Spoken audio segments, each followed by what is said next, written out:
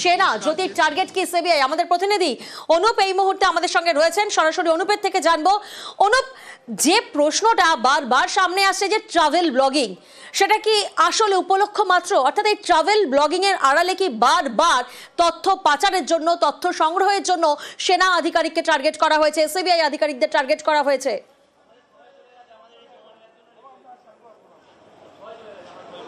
একেবারে এই প্রশ্নটাই কিন্তু উঠছে, একেবারে ঘুরতে যাওয়াই কি ব্লগার জ্যোতির আসল উদ্দেশ্য ছিল, নাকি একেবারে সেখান থেকে গুপ্তচরগিরি তার উদ্দেশ্য ছিল? এইগুলোই কিন্তু ইতিমধ্যেই প্রশ্ন উঠছে। বিশেষভাবে দেখা যাচ্ছে তিনি যখন একেবারে একটি ভিডিও প্রকাশ করছে, অর্থাৎ ব্লগ বানাচ্ছে, সেখানে কিন্তু স্পষ্ট লক্ষ্য করা যাচ্ছে যে তিনি পাঠিয়েছে, সেখানে লক্ষ্য করছে যে একেবারে সিবিআই এর একজন পেহেলগাঁওতে সিবিআই এর একজন বিশেষ আইনজীবী, তার সঙ্গে তিনি কথোপকথন করছেন এবং পরবর্তী লক্ষ্য করছে একজন সেনা অফিসার, তার কিন্তু সঙ্গে তিনি কথা বলছেন। এগুলো তিনি কিন্তু নিজেই ব্লগে দেখাচ্ছেন। আর এখান থেকেই কিন্তু বেশ কিছু ইতিমধ্যেই প্রশ্ন যেমন উঠছে, তাদের তথ্য উঠে আসছে। ইতিমধ্যেই ভারতীয় গোয়েন্দাদের দাবি, একেবারে এই যে বিশেষভাবে বলা হচ্ছে যে জ্যোতি মালহোত্রার কথা বলা হচ্ছে, এক্ষেত্রে কিন্তু বেশ কিছুতে তথ্য পাওয়া গিয়ে সে অনুযায়ী জানা যাচ্ছে তিনি 3 বার পরপর পাকিস্তানে গিয়েছিলেন এবং শুধুমাত্র একজন সেনা আধিকারিকের সঙ্গে তার যেমন পরিচয় ছিল, পাশাপাশি আরো বেশ কয়েকজনের পরিচয় ছিল। আর এখান থেকেই কিন্তু একেবারে তাদের সঙ্গে সম্পর্কিত ছিল এমনটাই মনে করা হচ্ছে। এবং ভারতীয় গোয়েন্দাদের পক্ষে কিন্তু স্পষ্ট করা হচ্ছে আরো হানি ট্র্যাপ এবং মানি ট্র্যাপের কথা কিন্তু স্পষ্ট করা হচ্ছে এবং সেখান থেকে কিন্তু আরো বেশ কিছু তথ্য উঠে আসছে। এবং তিনি নিজে যে ব্লগ করছেন, সেখানে সিবিআই এর একজন বিশেষ আইনজীবীর সঙ্গে তিনি কথা বলছেন, সেটা তিনি নিজে ব্লগে দেখাচ্ছেন। তার পাশাপাশি সে একজন সেনা আধিকারিকের সঙ্গে তিনি কিন্তু কথা বলছেন, অফিসারের সঙ্গে, সেটা নিজে তিনি ব্লগে দেখিয়েছেন। আর এখান থেকেই কিন্তু বেশ কিছু প্রশ্ন ঘুরপাক খাচ্ছে। সেই কারণেই ভারতীয়দের গোয়েন্দাদের দাবি তিনি কিন্তু হানি ট্র্যাপ এবং মানি ট্র্যাপের সঙ্গে সরাসরি যুক্ত ছিলেন বলে এমনটা মনে করা হচ্ছে। এবং সেই কারণেই কিন্তু একেবারে শুধুমাত্র যে তিনি পাকিস্তানে গিয়েছেন এমনটা নয়, সেখানে গিয়ে কিন্তু তাকে রাজকীয়ভাবে সংবর্ধনা দেওয়া হয়েছে এবং সংবর্ধনা দেওয়া হয়েছে আরবিদের একটি জায়গায়, তার পাশাপাশি একটি গুরুত্বপূর্ণ ধর্মীয় স্থানে তাকে সংবর্ধনা দেওয়া হচ্ছে। এবং সেখান থেকে বেশ কিছু যেমন আরো তথ্য উঠে আসছে, এই জায়গা বাদেও কিন্তু একেবারে আমাদের রাজ্যের ক্ষেত্রে দমদম, ব্যারাকপুর থেকে শুরু করে অন্যদিকে আরো বেশ কয়েকটি হাওড়া, শিয়ালদার জায়গার মতো এই জায়গাগুলো পেয়েছে। অন্য রাজ্যেও এরকম জায়গা রয়েছে এমনটা মনে করা হচ্ছে এবং সেখান থেকে আরো বেশ কিছু প্রশ্ন উঠছে এবং ভাবাচ্ছে শুধুমাত্র কি একটি জায়গা সীমাবদ্ধ তা নয়, এখানেও কিন্তু একেবারে সেনা অফিসার থেকে শুরু করে সিবিআই অফিসারদেরকে টার্গেট করার কি কোনো উদ্দেশ্য ছিল? এই সমস্ত ইতিমধ্যেই প্রশ্ন ভারতীয় গোয়েন্দাদের কাছে উঠছে। সেই কারণেই এনআইএ এর পক্ষ থেকে কিন্তু এই বিষয়ে জ্যোতি মালহোত্রাকে জিজ্ঞাসাবাদ করা হচ্ছে দফায় দফায়। তার কারণ এই যে ধর্মীয় স্থানে তাকে যখন গিয়েছিল পাকিস্তানে, পরপর 3 বার রাজকীয় সংবর্ধনা দেওয়া হয়েছিল এবং রাজকীয় সংবর্ধনার পরবর্তী লক্ষ্য করা যায় শুধুমাত্র ধর্মীয় স্থান বা এই গুরুত্বপূর্ণ জায়গা নয়, এছাড়াও বিভিন্ন জায়গায় দমদম থেকে শুরু করে ব্যারাকপুর, অন্যদিকে শিয়ালদা, হাওড়া, এই সমস্ত জায়গায় তিনি যেমন গিয়েছেন। এখান থেকে কি মনে করা হচ্ছে শুধুমাত্র কোনো অফিসার বা সিবিআই আধিকারিক টার্গেট করা হয়েছিল পরবর্তীতে, যেখান থেকে এই তথ্য পাওয়া যায়। এই সমস্ত বিষয় নিয়ে কিন্তু ইতিমধ্যেই তাকে দফায় দফায় জিজ্ঞাসাবাদ করা হচ্ছে এবং এই প্রশ্নগুলোই কিন্তু ইতিমধ্যেই ভারতীয় গোয়েন্দাদের তাদের কাছে কিন্তু ঘুরপাক খাচ্ছে। একেবারেই অনুপ। ইউটিউবার, ট্রাভেল ব্লগার জ্যোতি রানী মালহোত্রা বিভিন্ন জায়গায় নিজের জলওয়া দেখাচ্ছে, সেই ছবি সামনে আসছে বারবার। পাকচর, এই জ্যোতির নজর দেশের সীমান্তবর্তী এলাকায়, নজর ধর্মীয় স্থানেও। গ্রেফতারির পরে মাকে চিঠি লিখে জ্যোতি, তাতে তাড়াতাড়ি ফিরে আসার মেসেজ দিচ্ছে জ্যোতি রানী Malhotra. Hey guys, what's up? This is your Joe. Welcome to the channel Travel with Joe. Hello there.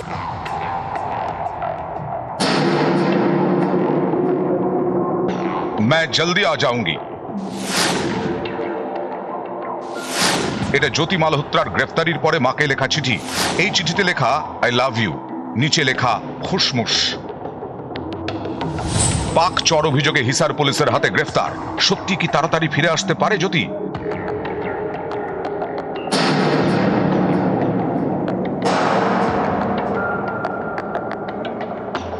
YouTuber, travel blogger, আড়ালে পাকচর, একাধিকবার পাকিস্তানে টোর। मैं हूं हुने लाहौर च कल दे ब्लॉग च ਤੁਹਾਨੂੰ ਦਿਖਾਇਆ कि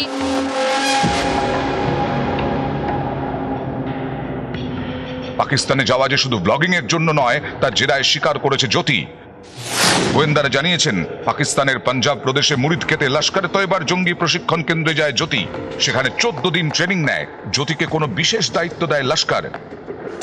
মুরিদক্ষেতে থাকা লস্কর তৈবার এই জঙ্গি ঘাঁটি অপারেশন সিঁদুরে ভেঙে গুঁড়িয়ে দেয় ভারতীয় সেনা।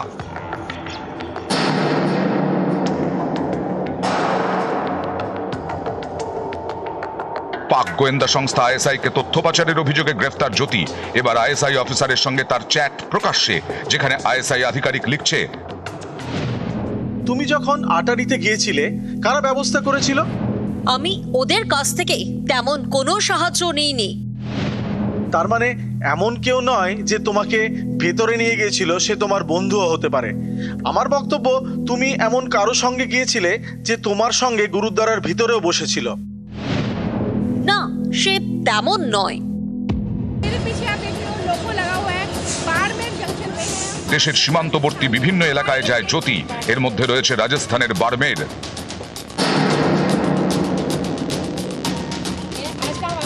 যায় কাশ্মীরের পাহেলগাঁওয়ে, যে পাহেলগাঁওয়ে 22 এপ্রিল হত্যা লীলা চালায় পাক জঙ্গিরা।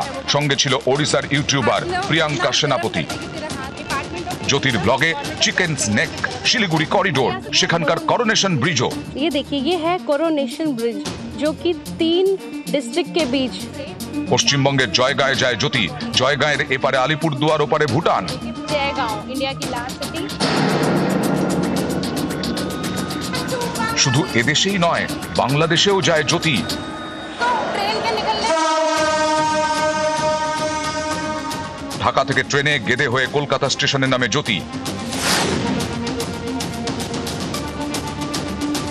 कहाँ से मिलेगी लोकल हमारी मिलेगी प्लेटफॉर्म नंबर 5 से। टोटल कितने प्लेटफॉर्म है वैसे यहाँ? একাধিকবার পশ্চিমবঙ্গে আসে জ্যোতি, একাধিকবার আসে কলকাতায়। Let's go to India. Train ने हमें पहुँचा दिया है कोलकाता।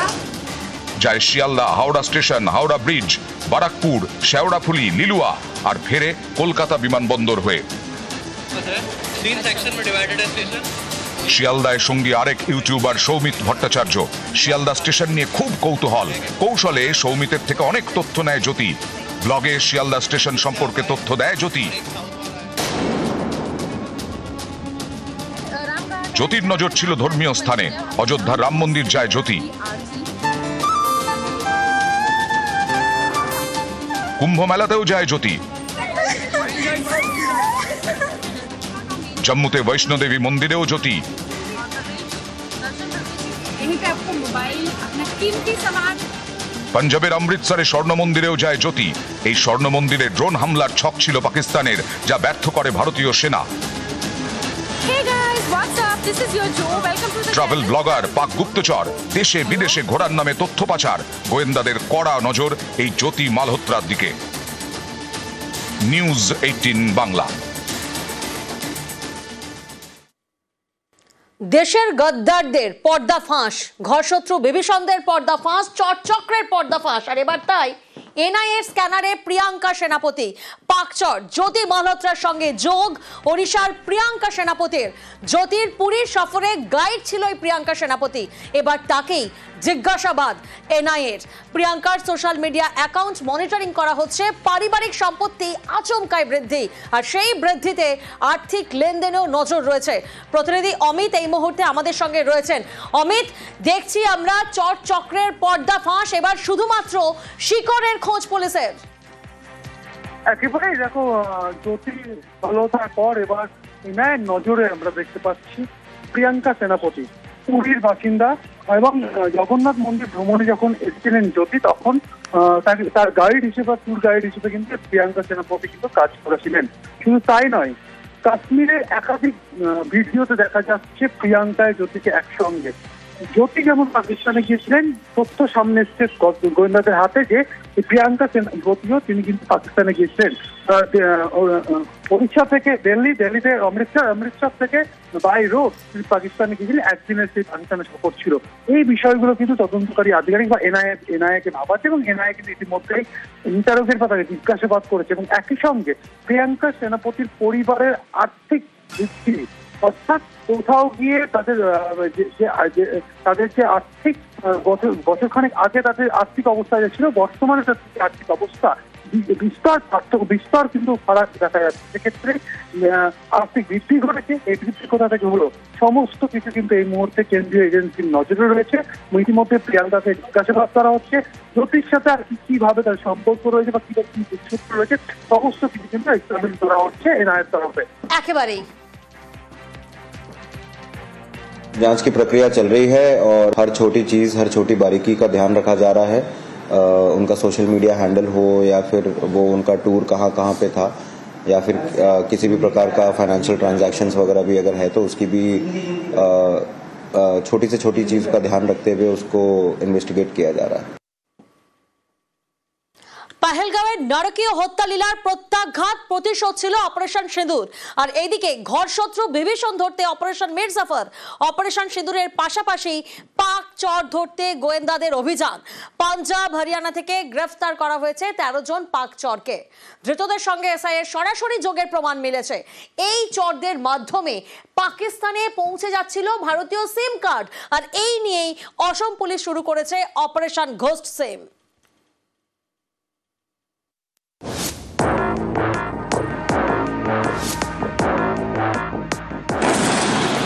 ভারতীয় সেনার অপারেশন সিঁদুরে গুড়িয়ে দেওয়া হয়েছে পাকিস্তান এবং পাক অধিকৃত কাশ্মীরের জঙ্গি ঘাঁটি। দেশের বাইরের শত্রুদের সহায়তা করেছে সেনা। গোয়েন্দাদের নজরে দেশের ভিতরে থাকা শত্রুরা, যেমন travel blogger Jyoti Rani Malhotra. Hi guys, how are you doing? This is your travel partner Jyoti Malhotra. Let's go. Yeah. I'm like an addict, do I gotta have it. I ain't even playing, got a really bad habit.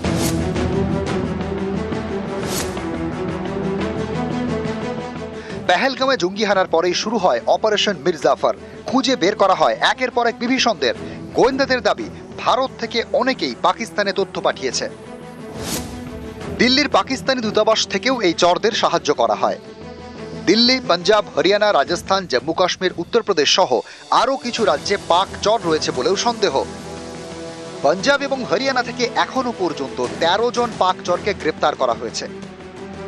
Haryana থেকে গ্রেপ্তার করা হয়েছে 5 পাক চরকে, এর মধ্যে একজন travel blogger জ্যোতি রানী মালহোত্রা। হরিয়ানার হিসার থেকে গ্রেপ্তার করা হয় জ্যোতিকে। কাথল থেকে দেবেন্দ্র সিং ঢিলোকে। নু থেকে গ্রেপ্তার আরমান এবং তারিফ। পঞ্চকুলা থেকেও একজনকে গ্রেপ্তার করা হয়।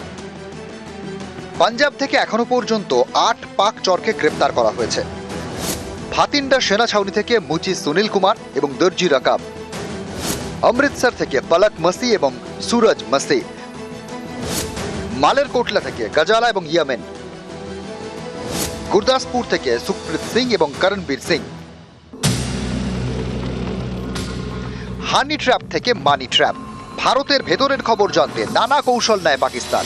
গোয়েন্দাদের দাবি ধৃতরা পাক যোগের কথা স্বীকার করেছে। ভারতের বিভিন্ন বিমান ঘাঁটি এবং প্রতিরক্ষা সম্পর্কিত তথ্য তারা পাকিস্তানে পাচার করেছে। এর জন্য টাকা পেয়েছে।